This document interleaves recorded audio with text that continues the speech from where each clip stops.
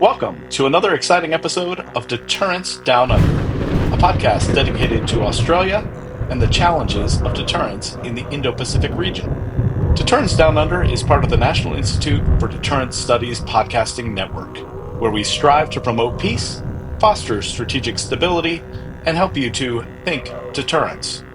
Just a friendly reminder that the opinions expressed by our hosts and guests are their own and don't necessarily reflect any institution with which they may be affiliated. Good day from Canberra. We hope you enjoyed the show.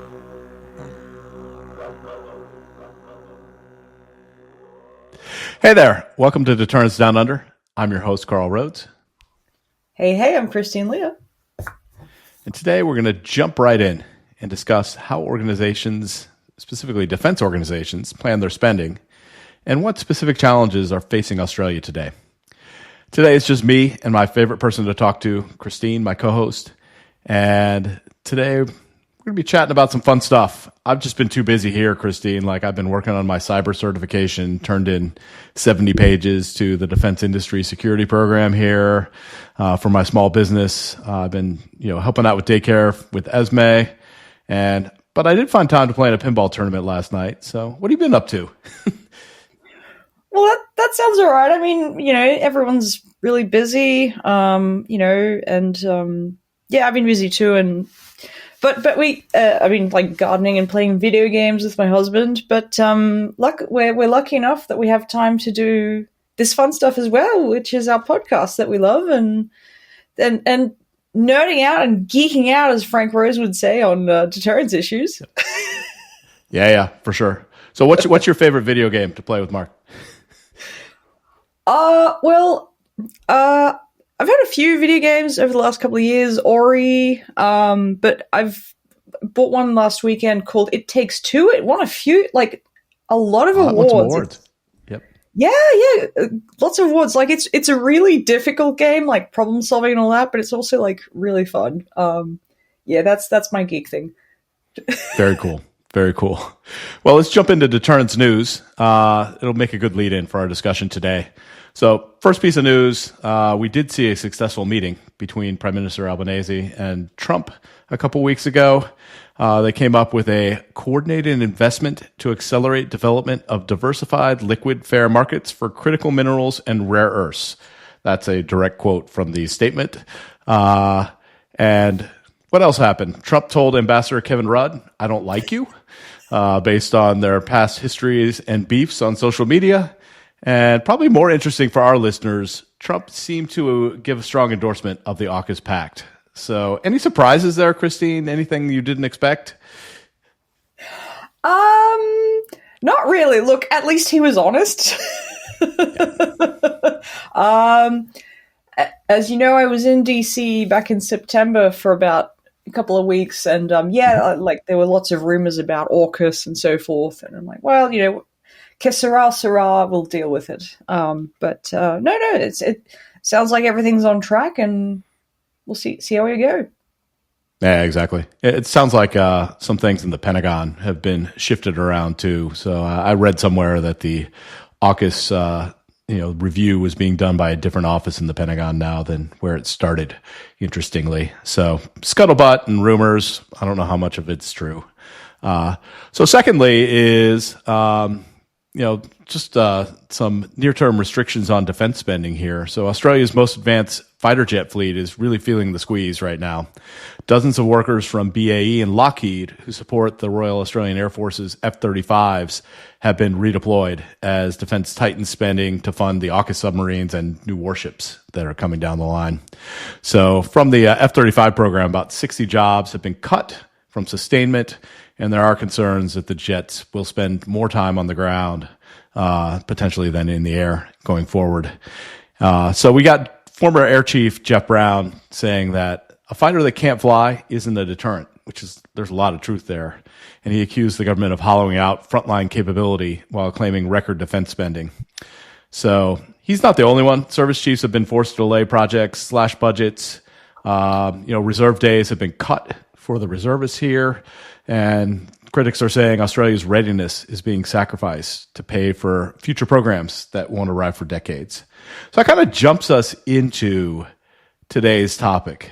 How does defense think about spending its money? Like any large organization, they need to balance a whole variety of things, right, Christine? I mean, what kind of things, you were in defense for some time, what kind of things come into play when you think about committing that massive budget that they get? And everyone thinks it's very large. Once you break it down, it might not be as large as you think.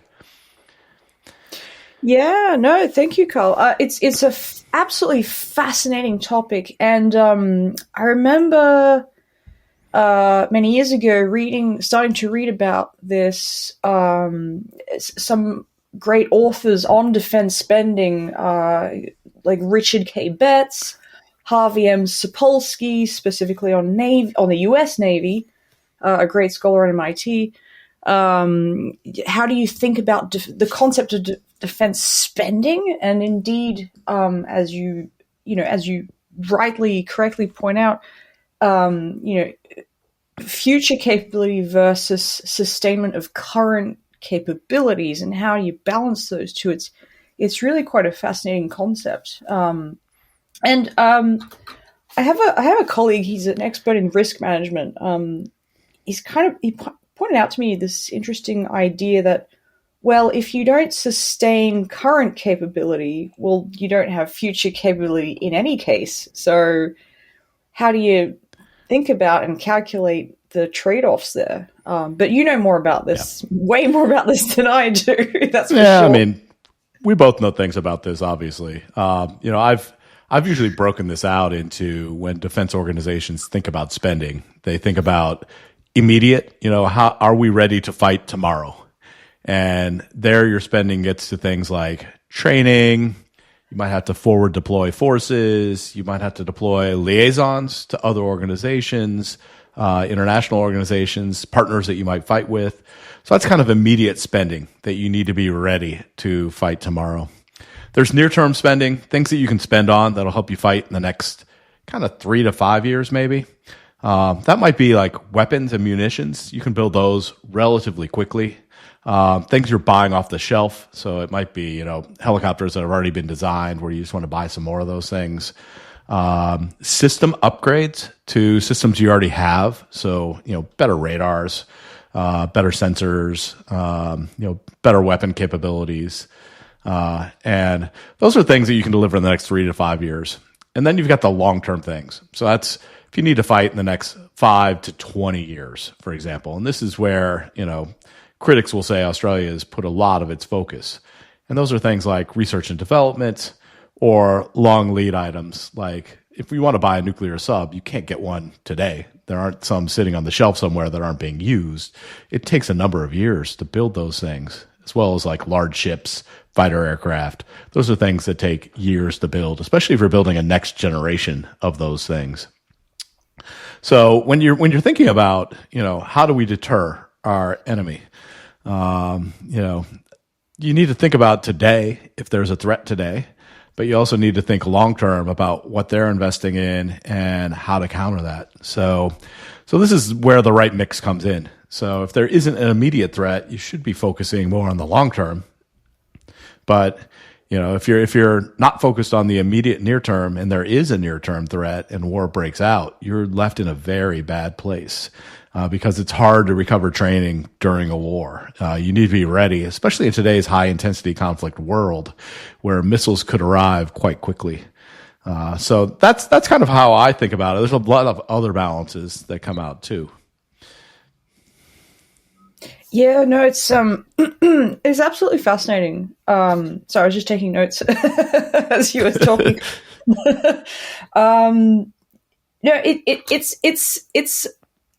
It's always been a bit of a conundrum for me because I'm a historian. I kind of look like long term, always sort of next 30, 40 years, and it's always struck me as a bit odd not thinking that way. But I've come to terms with it, yes, having worked in government, it's like, oh, okay, this is how the sausage can be made with these different ingredients.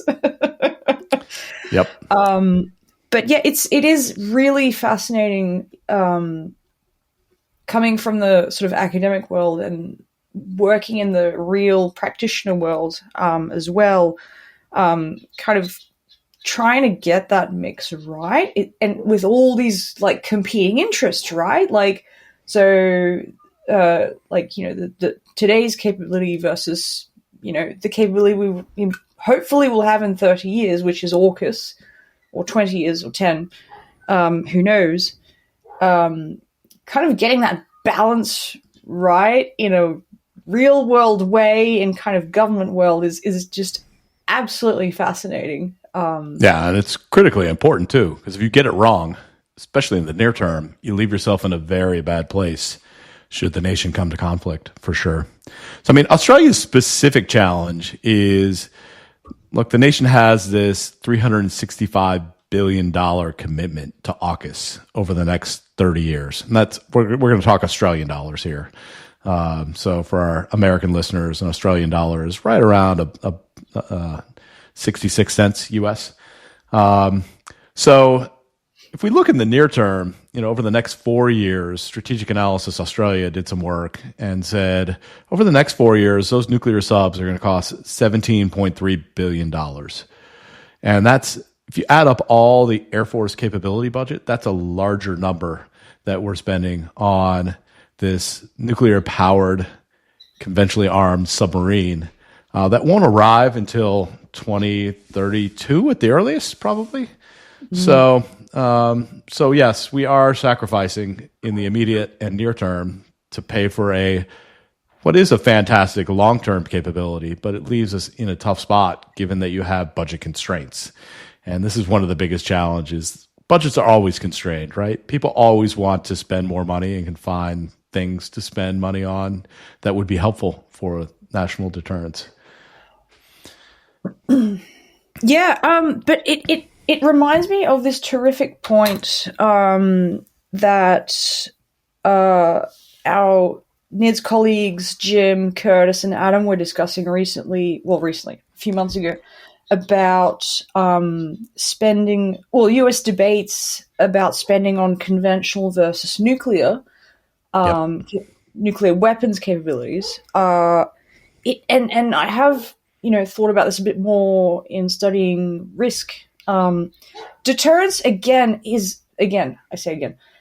is the art of things that do not happen, right? Yep. So, and in terms of like return on investment, this concept that comes up a lot in risk theory and application, how do you quantify something that does not happen in terms of, okay, we have nuclear weapons which deter great power war, but how do you measure that in terms of spending on something that doesn't happen, right? Like it just reminds me of that idea. It's a really important idea. I mean, it's just like, how much should you spend on a security system for your house, right? Is it worth it to spend an extra $1,000 so you don't have to replace potentially $50,000 worth of stolen stuff? I mean, this is a question that homeowners decide all the time. How much security do you put in? Do you just put in locks? Do you get the ultra fancy security system that calls the local authorities if something happens at your house? Do you have the sharks with lasers out in front in a moat to keep your house safe? I mean, these are all decisions that people make, and it's truly right. What's the right mix? And the U.S. is going through this right now. What's the right mix of nuclear and conventional? Given that both those things can deter and deter in different kinds of ways, right? And some of those things are useful all the time, and some of those things are useful for deterrence all the time, being in a conflict, because hopefully we don't get to a conflict with nuclear weapons, but they are critically important to deter, right? So, but thinking about the mix here in Australia, we're heavily weighed towards maritime. So if you look in the next decade, the spending on the maritime domain is about 38% of the defense budget, versus the land and air domain are right around 15% each, with the remainder being cyberspace and enablers. So it's not only the nuclear subs. There's a lot of spending coming on Navy's surface combatant fleet, and that's very different than how the U.S. allocates their money across the different domains. It's more an equal cut between those domains for the United States. But Australia is much more a maritime nation. We are girt by sea, as they say in the national anthem, right? Absolutely. And by the way, my husband passed his citizenship test 100%, so he's hoping he gets his citizenship in the next few months. That's awesome. Congratulations to Mark. Yeah, I went through that process. I also got 100. I felt if I didn't get 100, I probably didn't deserve to be here because the questions aren't that complex.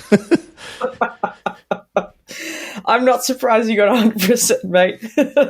I mean, I did get the one right about, should you, if your neighbor doesn't agree with you on religion, should you beat him up, respectfully disagree, put signs in front of his house? Or, it was pretty straightforward if you live in a democratic and free society. Yeah. Yep. Yeah. Anyway, one of the other trades that, we think about trades and domains. One of the other trades that is thought about as well is this trade between new capability. So this is stuff, systems and things like that, people or workforce, and sustaining capability. And that's the sustainment and operation costs of, doing your things.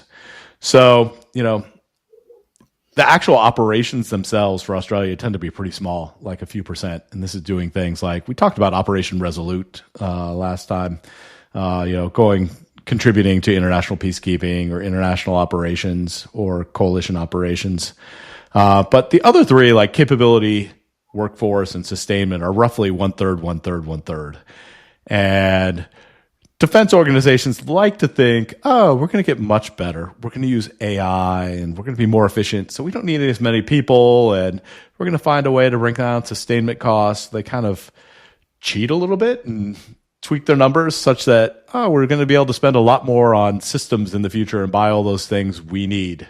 But that typically hasn't been the case historically. So, there's a lot of questions about what we need and how we can get more and try to stretch that dollar. But there's also a question of the baseline budget as to, is it big enough for what we need? And I've seen a lot of arguments out there by so-called experts. These are the lesser experts. They like to call themselves experts that say, we don't need to, allocate more money. We need to decide what capability we need. And I think this is a little bit dismissive of the planning that's already been done, where there are capabilities that have been recommended that haven't been purchased. And the most specific one being integrated air and missile defense. And we've talked about this before on the podcast, right? And I know, Christine, you've worked in this area and can't say much on this topic, but it is an area where, missile defense is critically important to Australia. And, Australia is without nuclear weapons and is potentially able to be deterred by other nations without an adequate missile defense capability. So thinking about how we do that and how can we, maybe not to the extent that Israel can do, being a small country with an Iron Dome and a much higher per capita level of defense spending, but what do we need to help defend Australia from missile attacks and provide a better deterrent? And that will be helpful in the near term and the long term, I think. Immediate is pretty hard because there isn't much there. Yeah, no. Well, I can certainly speak to the theory, which frustrates me no end, because I'm not a huge fan of missile defense as a Well, it has value, obviously, but I'm not a huge fan of it in the sense that, well, don't you want to deter the missiles being lobbied at you in the first place? Yeah. Rather than shoot a bullet with a bullet. There's all this talk, as you know, deterrence by denial in Australia. It's like, well, no, you don't have deterrence by denial. That's just defense. If you read Jack Snyder, one of the one of the most undervalued scholars in the deterrence field, I would say, who delineates, the difference between deterrence and defense. You don't have deterrence and as one of our guests, Bob Peters, if you don't have the ability to threaten the other guy, then you're just getting pounded sitting at the chair. Yeah, exactly. You don't want to defend forever. Like the right strategy is not to go in a cave and survive the attack and say, oh, they're coming back again, to attack again in 3 days. That's not a good strategy, right? But some defense does help buy you time and the ability to make a decision. So Israel, for example, Iran launched all those missiles and drones at it.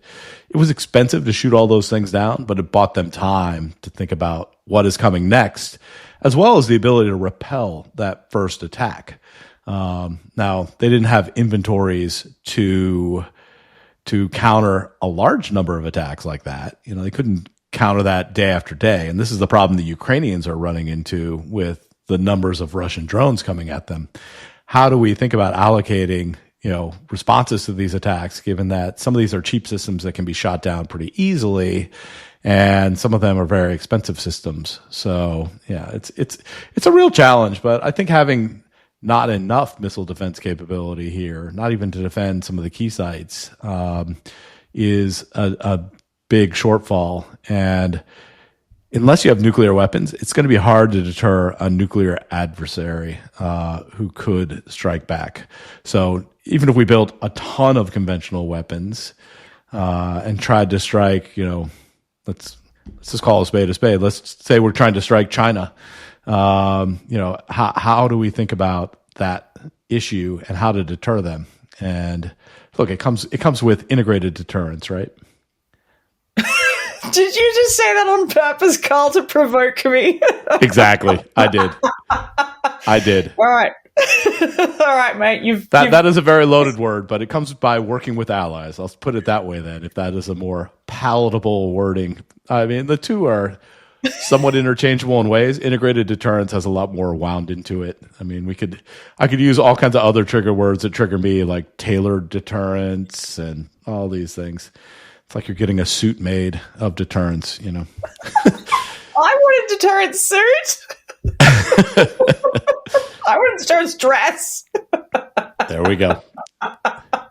Excellent.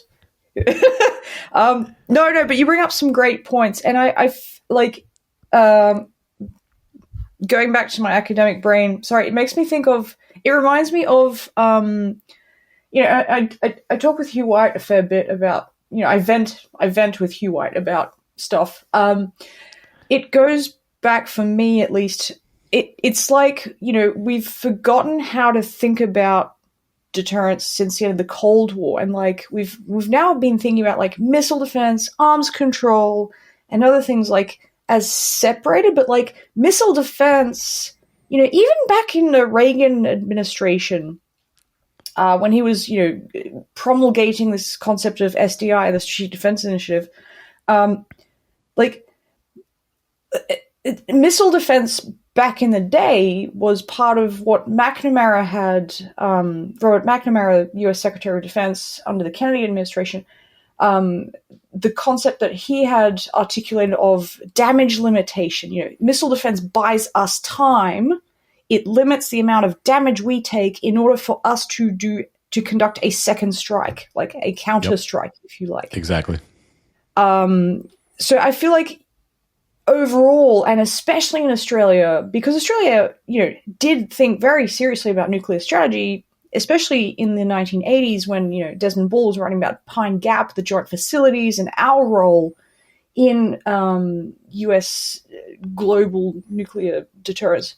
But I feel like in Australia, especially, we've kind of forgotten how to think about, how all these things, all these concepts, all these military systems should be working together for deterrence, the ultimate goal. That is critically important here. And your point about having missile defense to ensure a second strike is critical for nuclear things as well. You want a second strike. There's different ways to do that. You could do it with missile defense. You could do it with the diversity of systems. You could do it with the capabilities of those systems not to be vulnerable to strike. That's what they do with nuclear submarines. But If we think on the conventional side, there is also a place for this, which is missile defense to preserve your offensive capabilities so they don't get taken out in a first strike. So there isn't a Pearl Harbor to, sink the ships in port here, say in Sydney Harbor or wherever, to take care of the airfields before the aircraft can get off the ground. Or strike the aircraft on the ground. This is a place where missile deterrence to blunt the first strike of an enemy is important, not only to deter, but for stability as well. It takes away that incentive for the adversary to strike you. So that's one of the things where I think missile defense could play a role, and having enough matters. Yeah, no, that's a fantastic point. Absolutely, yeah. And it goes that takes my brain again back to these concepts, arms race stability and crisis stability, which are part of the deterrence package. So yeah, taking away those incentives, it contributes again to deterrence. Yeah. Yeah, exactly. And the other place where, air defenses are needed is the small UAS threat. And that isn't necessarily coming from afar in our case. It's coming from inside the country potentially. And there haven't been reports like there have been in Europe of, the UK reported we had 230 some drones that we couldn't identify where they came from flying over military installations, or, various airports have been shut down in Europe due to drone incursions. And they think they're coming from Russia, but they're not positive. So here in Australia, it'd be hard for things to fly from China, for example, small UAS. But you can put these things together and deploy them here locally. And some of that's happened in the U.S., we know. Some people have been caught deploying drones. A Chinese graduate student was caught flying a drone over the Virginia-class manufacturing line. So he wasn't a very good drone flyer, and the drone got caught in a tree. And he had just bought it at Costco the day before. So this is not a drone expert, but these things can happen pretty easily. And it's not just kinetic strikes. It's espionage. It's potentially cyber collection. It could be any number of things. Yeah, it's a scary world. Yep. Yeah, I mean, we keep coming back to drones, and I don't think it's necessarily a revolution in military affairs, but it's definitely a big wrench in anyone's plans who hasn't thought about it and hasn't thought about how to counter them. Yeah, exactly. And you and I had a conversation many months ago.